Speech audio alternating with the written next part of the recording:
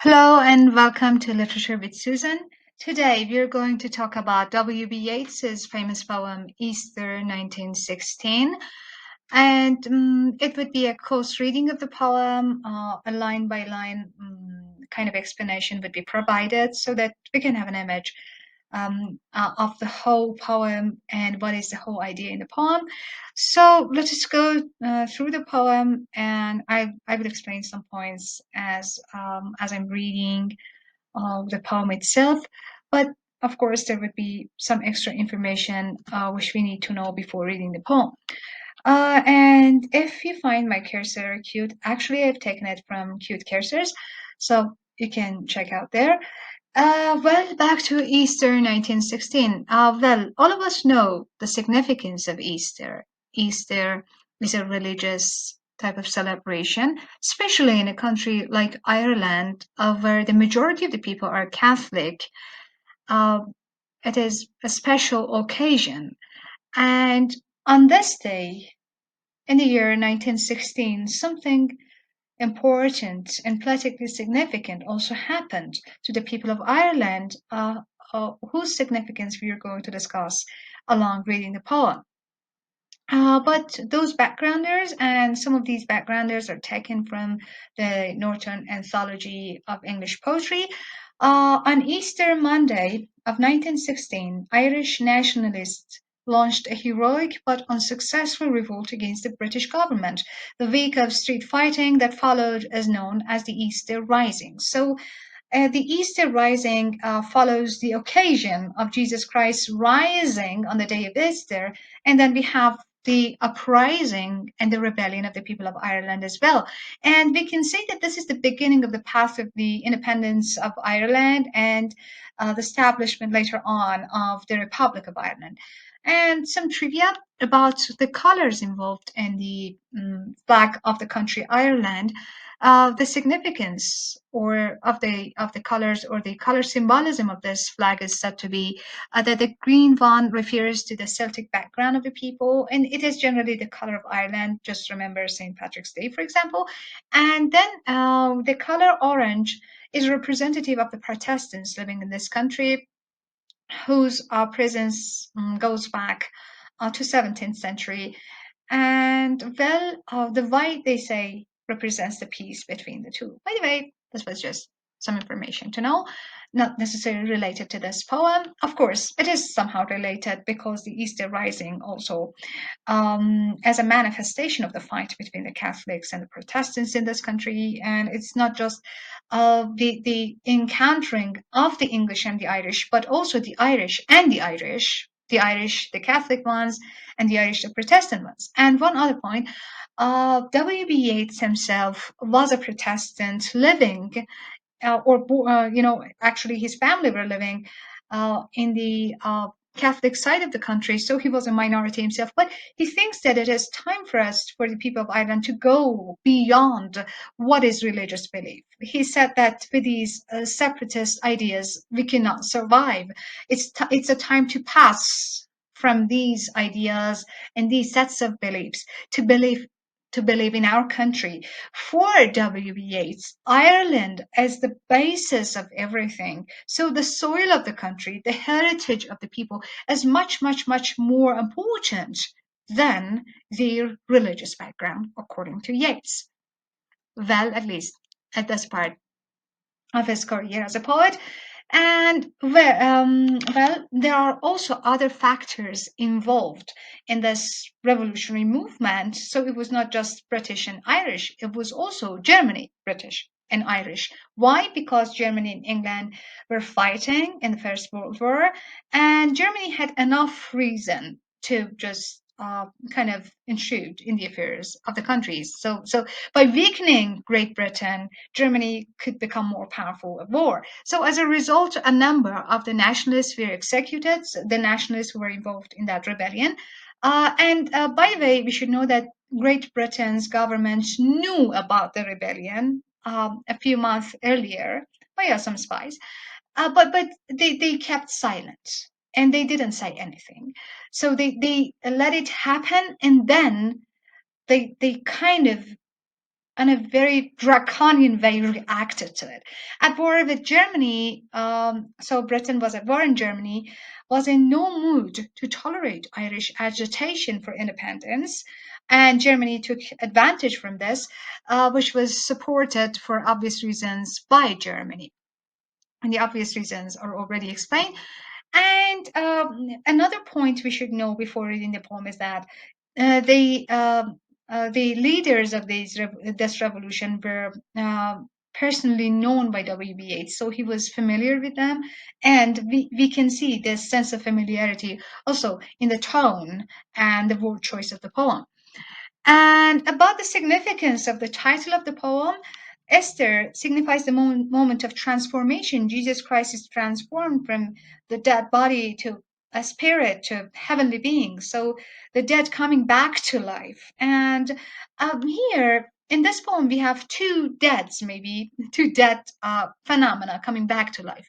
The first one is the Irish people. It's a moment of awakening, and they are rising, therefore, as the movement is also called Easter Rising. And also, it's a personal and private moment for the poet. Previous to this one, W.B. Yeats was mostly involved in the background of the Irish people, the Celtic heritage, the fairies, the folkloric kind of culture of the people.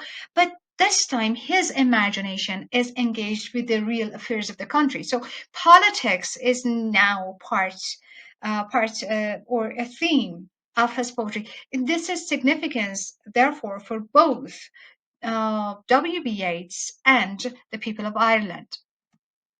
And here you can see some photos of the incident. Uh, it's horrible in this one. And well, this one showing the snipers. And based on the story of the Irish snipers, the real story of them, there's also a short story, The Sniper, in which two brothers, without knowing each other, are just trying to kill the other one. It is so sad anyway, and this was the moment of the Easter Rising. The poem by W.B. Yeats is written a few months after the incident. He didn't know about the long term upcomings and the long term kind of results of this incident. So the poem shows the poet's failing at the moment. And let's go to the text of the poem.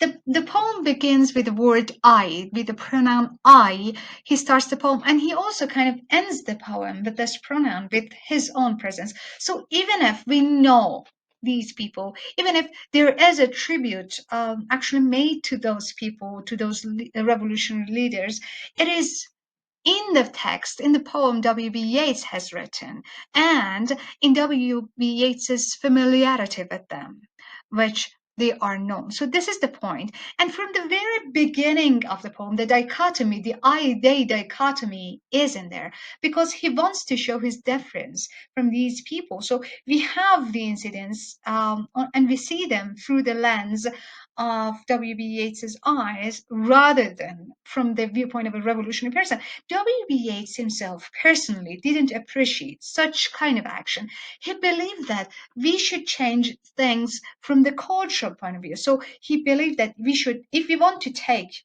if we want to have, let's say, some differences, some change in the politics, first and foremost, we have to change the imagination of the people, not vice versa. So he saw culture above what is politics, but for these revolutionaries, the political cause was more important. So this is the difference, and this dichotomy is being introduced at the very beginning and the first line of the poem. I have met them at close of day, coming, and he acknowledges that I know them, I have met them personally, coming with vivid faces from counter desk among grey 18th century houses. I've passed with a nod of the head, or polite, meaningless words, or have lingered a while and said polite, meaningless words. These polite, meaningless words and its repetition shows how W.B. Yeats didn't share a common belief with them or a common idea with them, that the real conversation or real point of communication doesn't appear. and when they met. So he's again emphasizing that I was different, or I think differently, and thought before I had gone of a mocking tailor a jibe to please a companion around the fire at the cup, being certain that they and I believed were mortally born. He says, okay, I disagree with what they did. I didn't appreciate it that much, but it's important because they have shown something. They have did something. Instead of making jokes in a country in which everyone is making jokes, okay, and every incident is turned to a joke by the people, I take them seriously. They have done something which is important. So that's the point. But again, in this instance, being certain that they and I, he sets that distance between himself and the revolutionaries, but lived where mostly born. Before mocking them, I remember that we're living in a country where mostly is born. Mostly as the costume of the jesters. It means that, and okay, you're in a country that everyone is laughing at everything, but I don't join the people anymore. After this incident, I can respect them. So all changed. Why I respect them, though I deny that they were successful, or I deny their way of going through freedom or something. But I like them. I appreciate them because all changed utterly. They did something at least. They actually take a step other than what is done already or what is not done already. We are paralyzed people, and then we have some people who started to move. And then the famous refrain of this poem comes: "A terrible beauty is born." And this line is very significant, not only because it is the refrain, it is kind of repeated, but also because it refers to both, again, the revolution in Ireland and what is happening to the poet, and his choices and his thematics of poetry. So terrible beauty refers to both the rise and revolution of the people, and terrible beauty is an oxymoron. The two words are actually in opposition to one another. Beauty cannot naturally be terrible. But you have seen the terrible beauty in the previous pictures. That it was anyway the moment of uprising, a moment of change.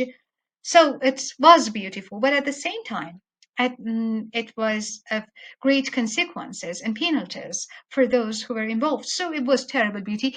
But not only this is a turning point in the history of the people of Ireland, but also a turning point in the poetic choices of W.B. Yeats, wherein he introduced political awareness to his poems. For the first time, he just stops talking about theories.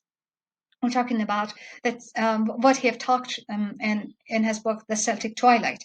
For the first time, he experiences this moment of transition. So his poetry is also a terrible beauty. It's beautiful. It's in the out of those terrible incidents, a beauty, a work of art, an aesthetic phenomenon has come out. So the real world is now involved with that kind of static, beautiful world of poetry. You can make artistic products out of the terrible realities of history.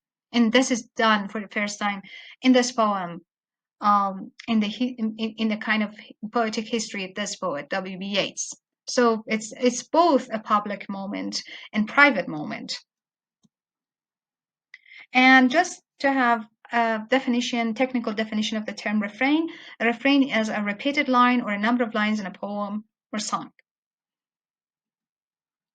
And then one by one, he tries to introduce each character, but he doesn't name them. That woman, this man, this other man.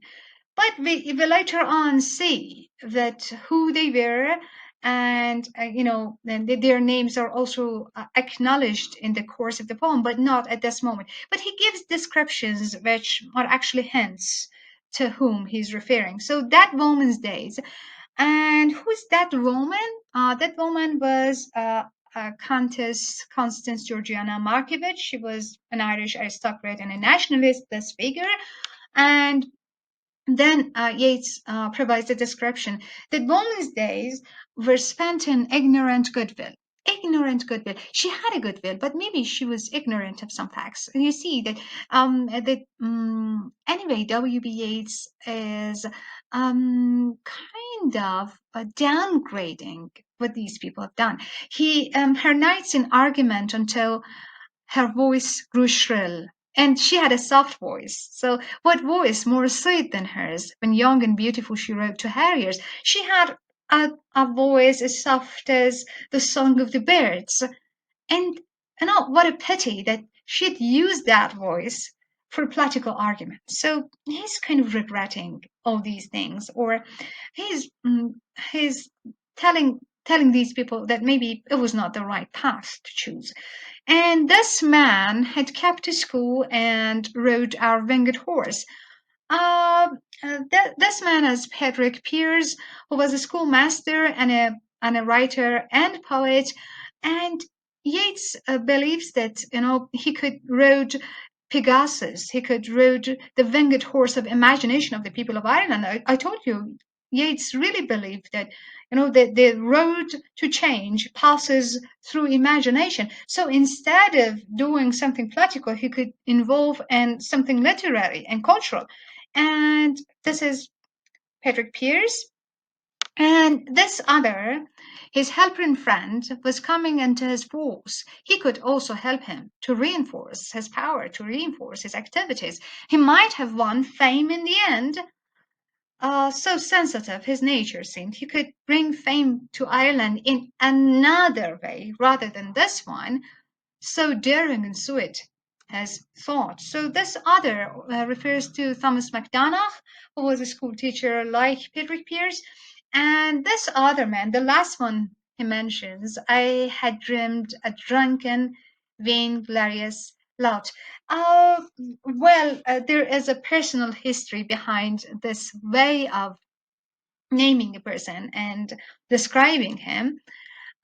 This is by Thomas MacDonagh. But who is this kind of vainglorious slouch? It was Major John McBride, who had married Maud Gonne. Maud Gonne was an Irish icon, an Irish nationalist, loved by William Butler Yeats, whom Yeats had for years been hopelessly in love. And from 1903 to 1905, she was married to this guy McBride, Major John McBride. Anyway, he also names him in his poem because what he had done, as he later explains here, he had done most bitter wrong to some who were near my heart. The one near his heart is this figure Mudgone, his beloved woman. And W.B. throughout his life had many attempts to propose to her or to convince her for marriage, but unsuccessful. By the way, yet I number him in the song. Yet, though I hate him, though I'm angry about him, I would also name him because he's done something. He's part of that change which is happening in Ireland. Part of that rising, part of that awareness. He too has why? Because he too has resigned his part in a casual comedy. He didn't make jokes. He took things seriously. That's why he's worthy enough for me to name him, to mention him in this poem. He too has been changed in his turn, transformed utterly. A terrible beauty is born. And here, the terrible beauty is not only referring to the people of Ireland and also to W.B. Yeats's terrible beauty being produced as in form of a poem or artistic material, but also it can also refer to Major John McBride. He's a terrible beauty too. He's, actually he's beautiful because what he's done. His actions are beautiful, though he was a terrible human being in life. So in this way, this stanza also ends, and the next stanza begins by referring to the revolutionary movement in general. WBS in the stanza tries to say that everything in nature is naturally changing. So why not the people of Ireland? So why not us? Why shouldn't we throw a stone into the living stream? Why shouldn't make change? Okay, it might be a little disturbance, but we can do this. It's better than doing nothing. Okay, hearts with one purpose alone through summer and winter seem enchanted to stone, to trouble the living stream. So if we're united, We can do this. We can become the stone which troubles the living stream of the history of Ireland, of the history of its being colonized by England. The horse that comes from the road, the rider, the birds that range from cloud to tumbling cloud. Everything is changing. The horse, the rider, the bird, minute by minute they change. And just notice the repetition of minute by minute. Let me just repeat it: minute by minute, minute by minute, minute by minute. It's like heart pulse. So that the pulse of a change is everywhere. Why not in us? Minute by minute they change. A shadow of cloud on the stream changes minute by minute. A horse hoof slides on the brim, and a horse splashes within it. The long-legged moor hens dive, and hens to moorcocks call. Minute by minute they live. The stones in the meadows of all, the stone, that stone of change, that stone which kind of shows this pulse of life, that disturbance to the living stream, as in there, a marker, a sign of being alive, is in there. And then by these lines, and by referring to the stone, in the next stanza, he interconnects the next stanza, the new stanza, to the previous one by talking about the stone. But this time, he also talks about the history of his country. Too long a sacrifice can make a stone of the heart. Okay, where do we find the stone? In our hearts, because we made enough sacrifice. So that's the time to say it's enough. When may suffice. Now we can turn those historical sacrifices, those young people who are all dead for their mother country, into stone to throw to disturb the course of the affairs here. That's heaven's part. Okay, that's heaven's part. To to die. Okay, our part to murmur name upon name. People die for the cause of the country, and then we murmur name upon name. We just list their names. Okay, this one is also added to the people who were sacrificed for the country. That's enough, according to him. And he says that it's like that Mother Ireland is killing its own children, and then we pretend, or she pretends, that they are just asleep. As a mother names her child when asleep, at last has come on limbs that had run wild. What is it but nightfall? No, no, not night, but death. Okay, we cannot just dupe at ourselves that, oh, they're not dead. They are dead. And we have lost them.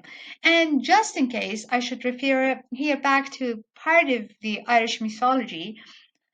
Back then, there was a fertility goddess to whom young people, young men in the Celtic culture, in every spring, young men were kind of sacrificed for, so that in the autumn they will have a good crop. So they just killed young men or sacrificed them for the goddess of fertility in a way that they drowned them in the bogs, in the watery areas like bogs, and then so they expected a kind of fertile harvest, maybe, and this kind of interconnection between Ireland as a mother who kills her children and that fertility goddess for whose sake the young guys are being sacrificed is always relatable to Irish poetry and such expression. So that expression of the mother killing her children is somehow related to the history and background of Ireland. You can see this as a kind of motif in Irish poetry of the 20th century, especially. Was it needless death after all? And this is maybe one of the most important questions asked. It can be a rhetorical question. We know that W.B. Yeats didn't personally appreciate what had happened in the Easter Rising. The method was not appreciated by him. So we can say that, okay, no, or yes, but we cannot be sure. But there comes something else in the continuation. For England may keep faith for all that is done and said. And this is very, very ironical. It is an instance of verbal irony when he says something, but he means exactly the opposite. That okay, it was needless, maybe, but can we trust upon England? Of course, no. And that's the point. That's the point where we can also look at this question not as a rhetorical one whose answer is yes. It can also be no, because maybe it had done something for the sake of the people. And then we come across the last part of the poem in which he names these people. We know their dream. Okay, that's enough. We know their dream. We may disagree with what they did, but we know they had a dream. We know their dream enough to know they dreamed and are dead. No more words, no more judgments.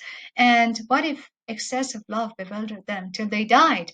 Anyway, it was because of the love of their country. Don't forget that. Because of the excessive love, they died. So it is something which can be considered sacred. I write it out in a verse. And again, you see that the pronoun I is back.